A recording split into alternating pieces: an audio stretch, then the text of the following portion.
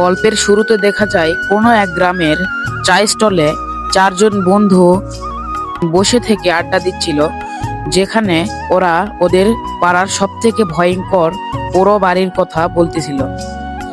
গল্পের সাইডে দেখা যাচ্ছিল যে মদন এবং তার বন্ধু হালে যাচ্ছিল, কিন্তু এই দিকেই শেষ নয়, এইদিকে আবার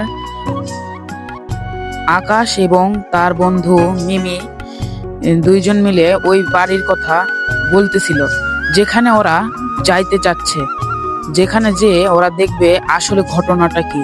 ওটার জন্য রাতের বেলা ওকে রেডি থাকতে বলছে যে যাবে। আর এখানে আকাশ ওর মাকে বলল যে মা একটু ভাত নিয়ে আসো।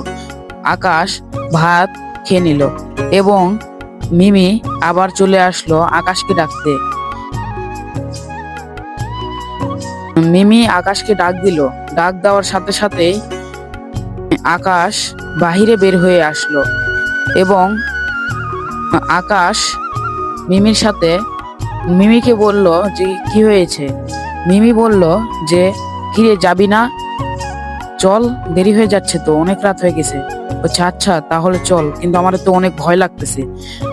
আকাশ ভয়ের কথা জিজ্ঞেস করলো, আর মিমি বলতেছে ভয় কিসের, আমি আছি না তোর সাথে, আয় আমার পিছে পিছে চলে আয়।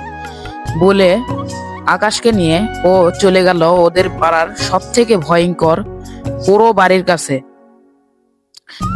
যেতে যেতে একটা রাস্তায় কবরস্থান চলে আসলো এবং ওদিক দিয়ে যেতে আকাশের প্রচন্ড ভয় লাগতেছিল।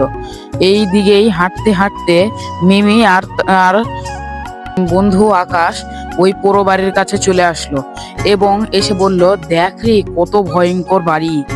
আকাশ বলতেছে এ মিমি, এর ভিতরে যাব না, চল বাড়ি যাই, মা চিন্তা করবে। বন্ধুরা, তোমরা যদি দেখতে চাও এর ভিতরে যে আমাদের সাথে কি ঘটনা ঘটেছিল, তাহলে লাইক এন্ড সাবস্ক্রাইব করে কমেন্টে বলো নেক্সট পার্ট। কমেন্টে নেক্সট পার্ট বললে আপনাদের জন্য নেক্সট পার্ট আনবো।